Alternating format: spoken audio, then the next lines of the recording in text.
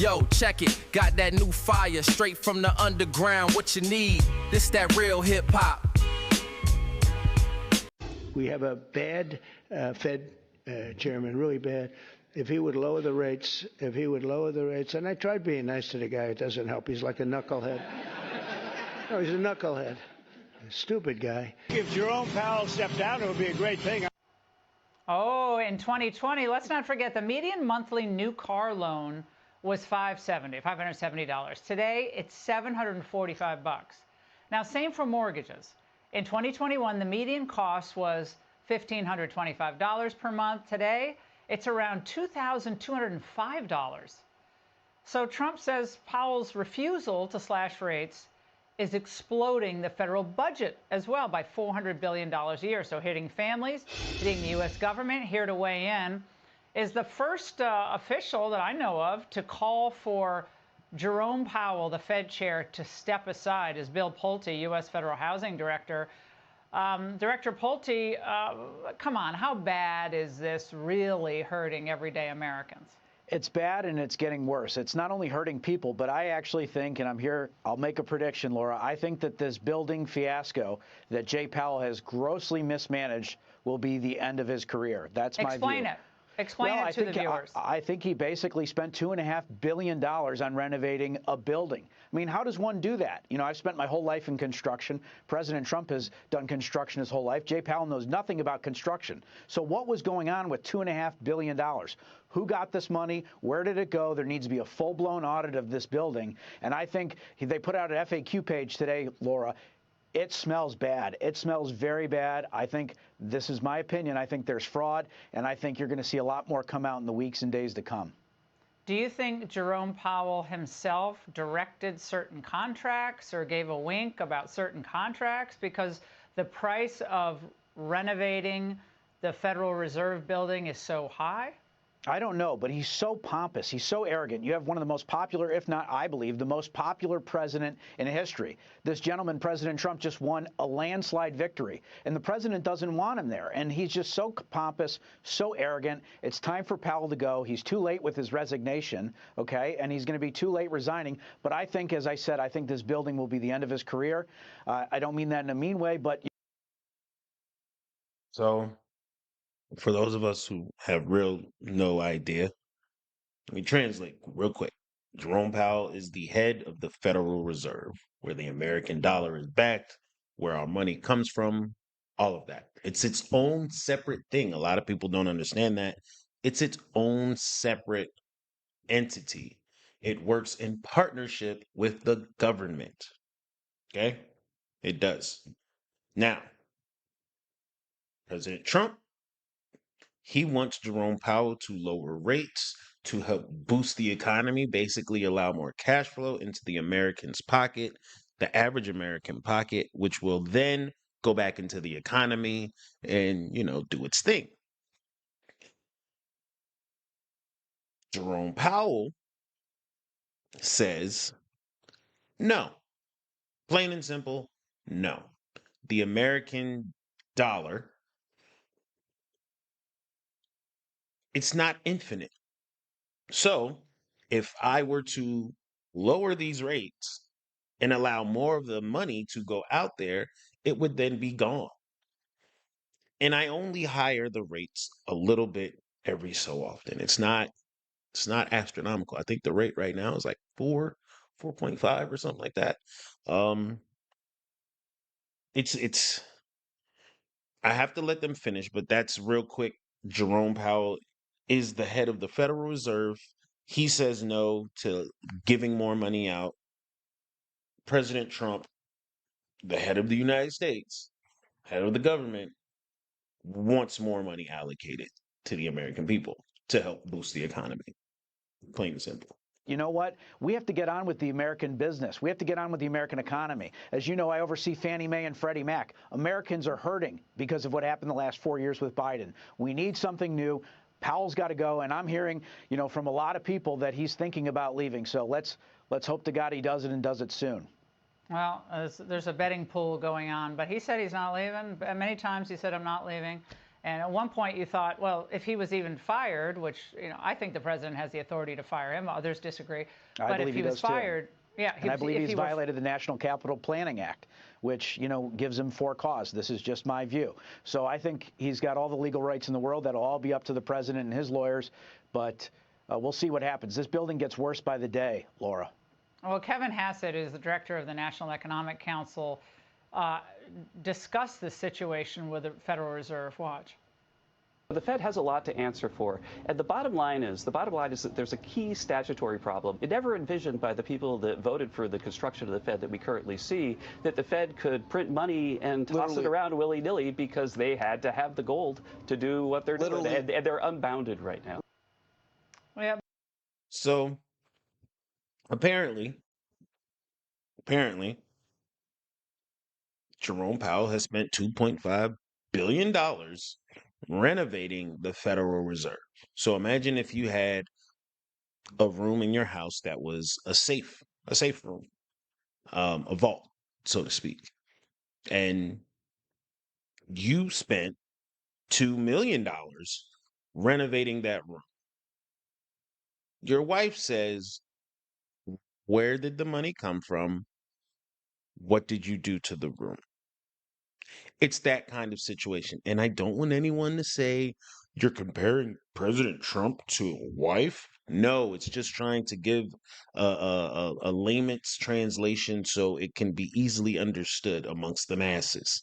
It's plain and simple. Most people understand a husband and a wife situation. So, your spouse says, where'd this money come from? And what did you do with it? You say, I fixed the room. I did some things to make the room better. That's what I did. You see how that's going to start an argument? You're not telling them exactly what they want to hear and what they want to know, but you let them know that you did do something. It's not what they want to hear, but it's what you told them. How do you make that? How do you make that any easier, I guess? Jerome Powell is not in the business of giving money away. That's what everyone has to understand. The Federal Reserve is not in the business of giving money away. It's not. And to my understanding, the average American spends way more than they need to. Just understand that you spend way more than necessary.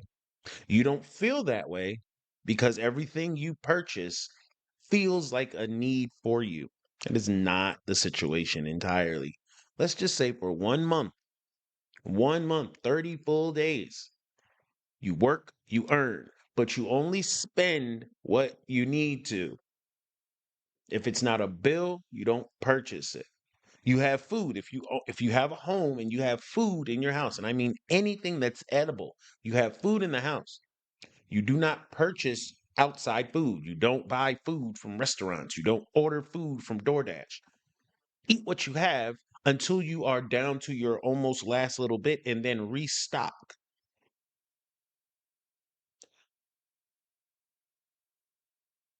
Bills, food, car. Like 90% of homes have cars. It's crazy now. One house has about 3 or 4 cars. From what I've seen, especially around where I live, it's like you drive by, one house has like 4 cars. That was not the case. It'd be one house and one car. You were doing things if you had 2 cars. Anyway, gas in your car is a necessity. Yes? To get you from point A to point B. Do not unnecessarily travel. Don't get on 285 and do laps because your head is in a rut and you need to think. Go walk. If you stay down the street from the gas station and you need to go to the gas station, but you're not going to the gas station to get gas, walk.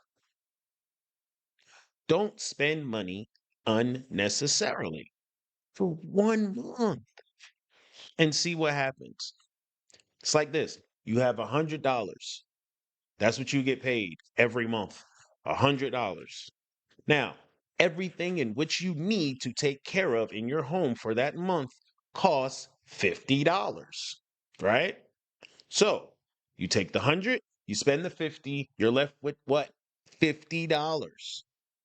Everything you need is taken care of. You do not need anything else. So that $50 technically shouldn't get touched and or spent. And I mean in no way, shape, or form. We're not adding in the what ifs and the my friend needs, and we're not adding in none of that. No handouts. $50. Hey, buddy, you say you want to play and then you don't. You see, my co-host, he just comes in when he wants to. So $50. So now, next month, you get paid $100 again, right? So now you have $150. Your bills and everything you need are still $50. You spend the $50, you have 100. Okay? Don't buy anything else. You don't need anything else. Because when that next month comes, guess what? You got 200. You see how it works? You see how it works? Like that's how it works. And that's how Jerome looks at it. Spending unnecessarily does not help anyone. It is a quick, instant gratification, and therefore, that's why it feels so good. That's why you think you need it, but you don't. If if you stayed within your means, you'd be fine. Now, we live in an economy where money drives everything.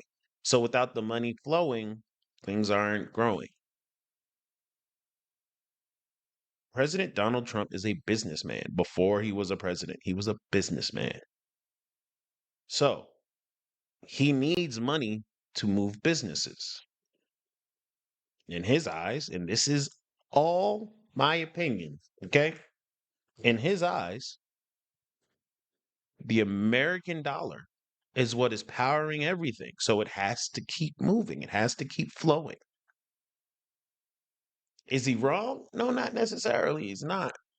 But he's also not taking into the account that most people just aren't doing the right things with their money. But I don't know, man. I feel like in this situation, $2.5 billion for a building is a little much. But I don't work at the Federal Reserve. Also, if I did and I was the head of the Federal Reserve, I would spend $1 billion in security. Maybe that's what he did. Cybersecurity. We were moving into a future where you don't have to worry about someone trying to blow up the front door. You have to worry about them hacking your system and then opening the door themselves and making you think that you did it. I'm not sure what the Federal Reserve even looks like. Why they would have to do construction. Maybe they have a water leak. I don't know. But he spent the money. So what do you do with that? Like how do you tell the man in charge of the money not to spend the money? Mm. Let's finish this up so we could talk about it. Bill, this has always been the problem with the Federal Reserve. Their unchecked power with enormous influence and effect on the American people without, seems like, any accountability other than a 10-year term. Correct. And let me give you an example of what I believe is fraud by Jerome Powell. I believe Jerome Powell is committing fraud right now at the Fed with this building. Let me give you a real-time example, okay? We saw on his FAQ page that he released today that there are no, quote, VIP dining rooms, that there's no dining rooms, new dining rooms or renovated dining rooms or something along those lines. But instead they called them rooms for mealtime meetings. So they're saying that there's no dining rooms, but that there's rooms for mealtime meetings, and those ones are being renovated. This is the level, I believe, that there's deceit and fraud. We found it at Fannie Mae and Freddie Mac. I believe it's there at the Fed, and I believe that, as I said, this building will be the end of Jerome Powell's career. Well, Bill, we'll be watching. Thank you very much for the insight. Hey, Sean Hannity. Okay. So, man, this is so tough because I grew up with no real understanding of the dollar. I understood what it can get for you, what it can do for you, but I had no real understanding of the power of a dollar. The value of a dollar, I know what it can get me, I know what it can buy me, but the power of a dollar, I didn't understand that. So, within recent years, I am learning this. I am 100% learning this. And now I'm at the point where the money I work real hard for, I don't want it to go anywhere. I want it to grow, and I want to be able to say, in a worst case scenario, I can take care of 4 tires. Think about it like that real quick. It's a good one. Twiggy, you help me out. Think about it like this. In the case of an emergency, right? You own a car. You're an average American. You own a car. You have a car. All 4 tires go flat today. All 4 of them flat today. Now, what do? You have to get those tires fixed, right? You have to get new tires and or used tires. New or used, they both cost money. Can you buy 4 new or used tires today without taking money from something else that's already allocated to something important? Can you comfortably purchase 4 tires today? Can you do that?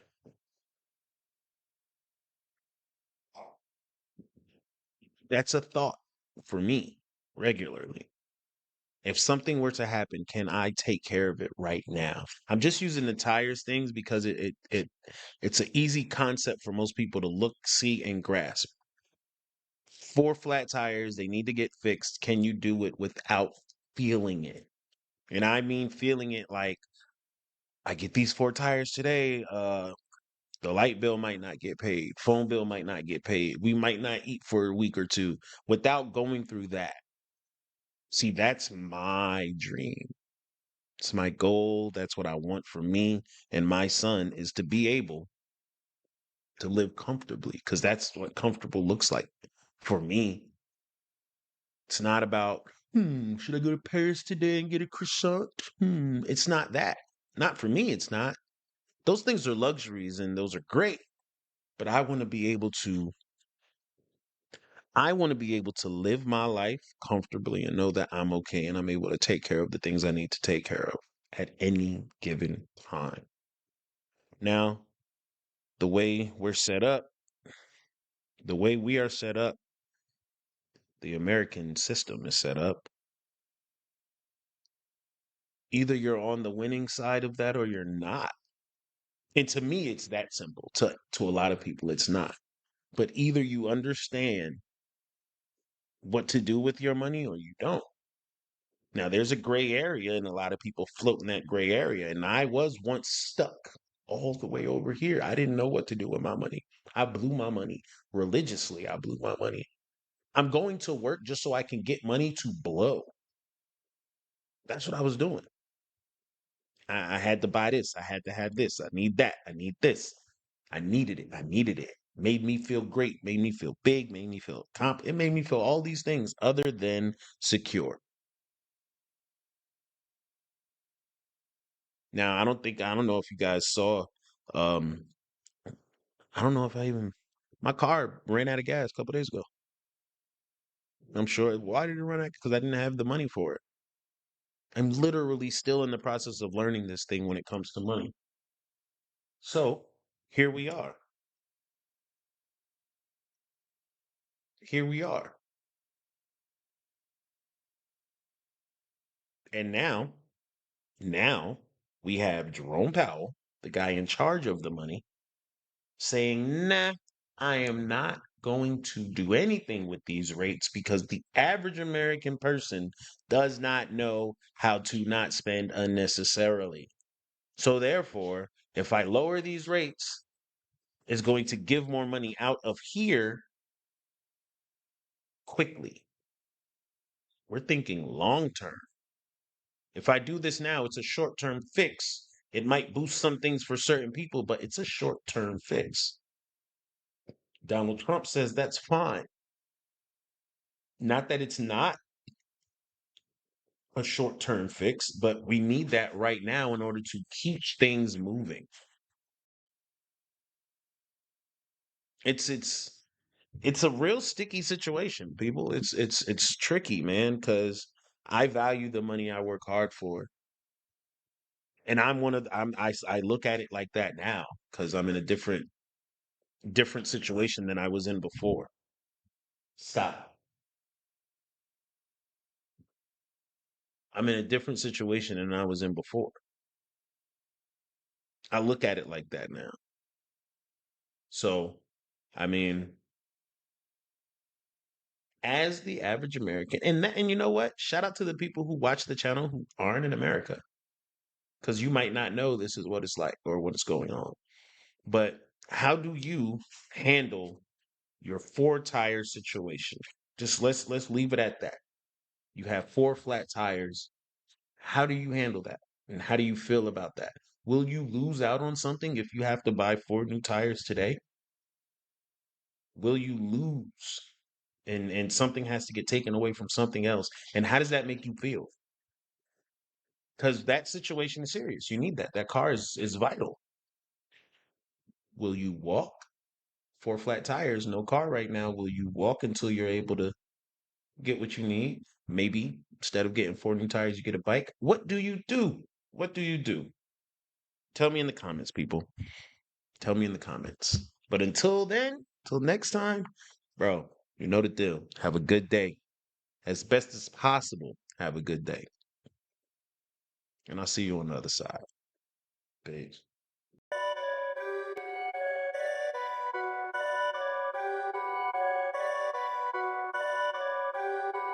Perfect.